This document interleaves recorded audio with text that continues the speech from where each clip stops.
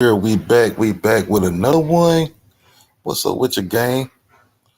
What's up with your gang? Y'all check in. Hit that like button, hit the subscribe button. So you can get notified every time I go live. Yeah, man, we here. We finna be talking about the convicted drug lord. You know what I'm saying? He burned the guy out of jail. Now they wondering what's going on, why he's spending his money like that. You know what I'm saying? He been already up under the radar for selling drugs and whatnot. Now that he burned his convicted murderer out of jail, well, not convicted murder, with his murder out of jail, so they call him. You know what I'm saying? So I think he'll be back under the radar. But we're finna check in, and y'all can see what I'm talking about. Gang, we're going to Milwaukee with this one. We're going to go to Milwaukee with this one. See what really goes on. Wisconsin's most wanted is set to go free again thanks to the generosity of a drug trafficker. Fox 6 investigator Brian Polson shows you the 51-year-old business owner who put up more than $100,000 cash to spring a 25-year-old homicide defendant from jail. Kenneth Twyman has been picked up by U.S. Marshals 3 times. He's posted bail 3 times. His homicide trial is still 4 months away. Everything for educational personal education reasons only. But in 6 days, he's scheduled to get out of jail again. That Kenny Twyman is a dangerous individual. For even the most violent accused criminals in Wisconsin, the key to freedom is cash. It is nothing for a drug dealer. So when one of Wisconsin's most wanted needed a quick $100 grand, Richard Stulo, how you doing? His family went looking for this man. How are you? All right. I'm just trying to find out a little bit more about why you posted $100,000 bill for Kenny Twyman. To you guys, man. How do you know Kenny Twyman? Get out of here. It doesn't matter. Go. Richard Stulo owns Colt Construction. Stop trying to take pictures, boy. He is also a dealer, convicted of using this house near 29th and Cleveland as home base for dealing marijuana. I'm not here to talk to you. I'm here to talk to him. Talking to the wrong person, boy. When police raided the house in 2018, they found 9 guns, more than 3 pounds of weed, and $101,000 in cash. 4 years later, Stulo had another $100 grand available to help 25-year-old Kenneth Twyman. I just asked why. What's your connection to Kenny Twyman? Do I have to hire an attorney to go after you? Can you please leave? It's drugs. Absolutely drugs. It has to be drugs. U.S. Marshals are asking for your help locating this 19-year-old Milwaukee man. Twyman, a 3-time fugitive picked up by U.S. Marshals in Milwaukee, Oak Creek, and Little Rock, Arkansas. He doesn't just flee and not come back to court. He flees the jurisdiction. He flees the state of Wisconsin. In 2018, Milwaukee County prosecutors charged him with leading police on a high-speed chase, causing a crash that hurt 3 people and leaving behind a rolling drug house with 7 cell phones, including one that contained this video. A complete menace to the city. In early 2019, U.S. Marshals tracked him down. Tonight, that suspect is in police custody. But Twyman soon posted $3,000 cash bail and disappeared again. It wasn't until January of this year that U.S. Marshals picked him up for a second time. He posted $9,500 bail and got out again. And in April, police say Twyman shook hands with Tavon Luckett outside a gas station convenience store, then shot him twice, killing him. After shaking my grandson's hand, how coward. This would have never happened because he wouldn't have been out. He shouldn't have been out of jail. Prosecutors charged Twyman with homicide. In July, U.S. Marshals arrested him for the 3rd time. This time, a Milwaukee County judge set bail at $100,000 and doubled the bail in his other pending cases. With $12,500 already paid, he would need another $112,500 to get out. And within a few weeks, Richard Stulo paid all of it. Whom and why is the question. A relative of Tavon Luckett, who asked not to be identified out of fear for her safety, said it's all happening as the criminal justice system watches. I think the Department of Corrections should answer some questions for us. Stulo is still on probation, and it wasn't until after Fox 6 News first reported the bail payment in August that his agent asked him for an explanation. His probation should be revoked.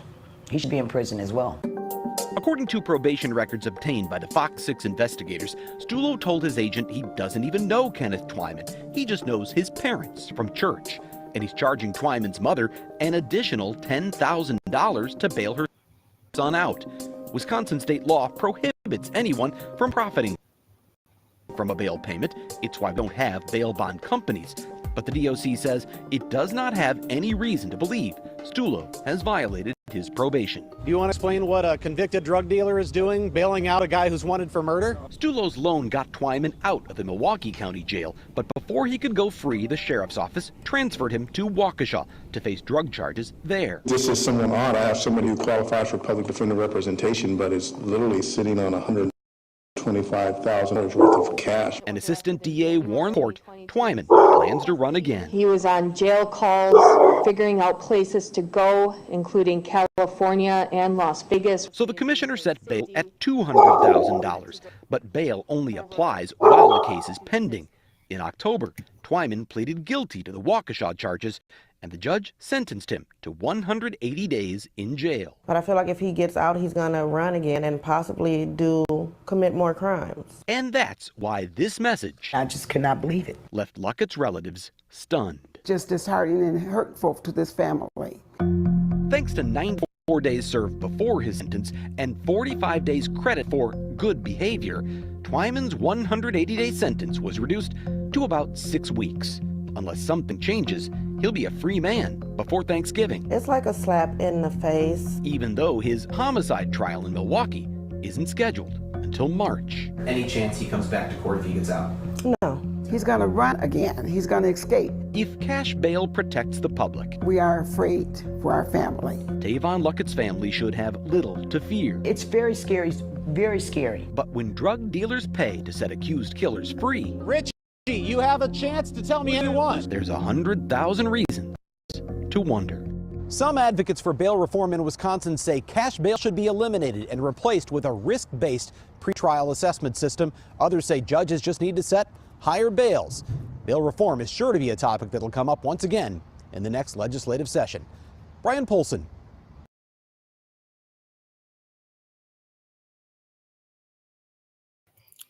So what y'all think, gang? Do y'all think, you know what I'm saying, about dude being a convicted drug dealer, was that a smart idea to go spend $100K on well, not a convicted murder, but a murderer? You know what I'm saying? Because, you know, they know the house that he in is a house where he dealing the drugs at. You know what I'm saying? And then another thing, they looking at this killer, this murderer, like, why would you pay $100K on him? You know what I'm saying? It ain't just about spending $100K on the murderer. It's more of, okay, you still got a lot of money around here and free money that you just can go spend too. So do y'all think that he'll be up under the police radar? Because it seemed to be that he already is. They know in the house that he in, saying that he dealing in drugs there. So it seems like he already up under the police radar. And by him blowing another $100K, you know what I'm saying, they're going to show no be on the police radar, maybe even a federal radar, you know. But we will have to see what's going on with that, because it's hard to say. I think it was like a dumb move to go blow $100K, because, you know what I'm saying, I think you'll be on a federal radar. Well, not even federal, just under the radar anyway, because they already thinking that you're selling drugs. You've been convicted of selling drugs. Well, he got a business, but it don't matter. They don't care about their business. They looking at that as the cover up anyway. They wonder where this money coming from. And then you got an extra $100K that you just can throw away. You know what I'm saying? Because 25-year-old child, where you going to get the money from? And they talking about that, he just know the mom or whatever like that. It really don't matter, because they really want to know one thing: where is all this money coming from? You know what I'm saying? And why would you go get a convicted killer? Not a convicted killer. I don't know why I keep saying that. Why would you go get a killer out of jail? It's wild. Well, we finna go see what's up next for the cover.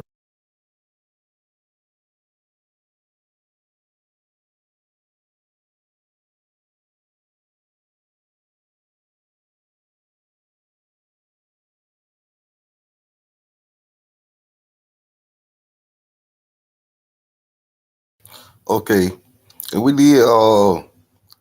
seen that a guy try to pull a prank on Boosie.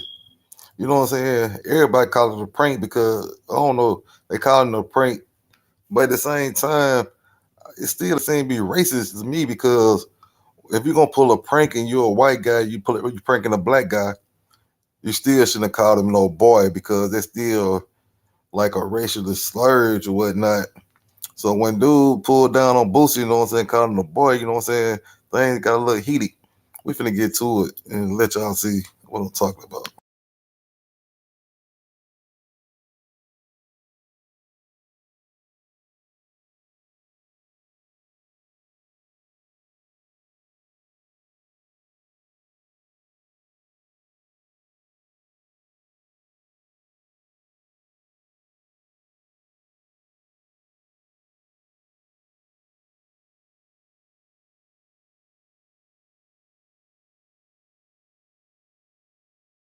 Give me 1 second, gang. Give me a second.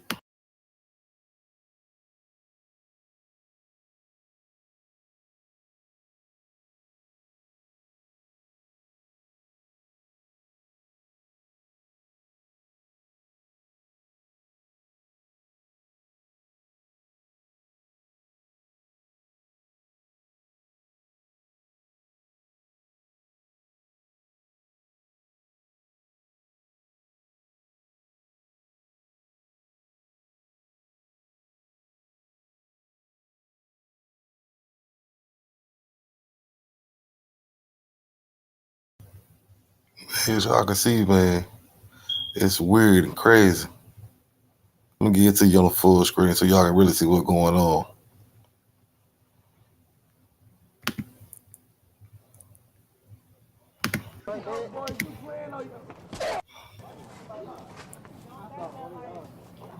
You hand that mac and cheese to me, boy? Boy, I said hand it to me now. Boy. Who you talking to like that? Boosie. I'm the real badass. Hand it to me now, boy. You ain't talking to me like that, nigga. You tripping. Man, I will beat your motherfucking ass, nigga, in this shit. Wait. Don't talk to him like that. Boys, you playing or you hand that mac and cheese to me, boy? Boy, I said hand it to me now. Boy. Who you talking to like that? Boosie. I'm the real badass. Hand it to me now, boy. You ain't talking to me like that, nigga. You tripping. Man, I will beat your motherfucking ass, nigga, in this shit. Wait. Don't talk to him like that. Boys, you playing or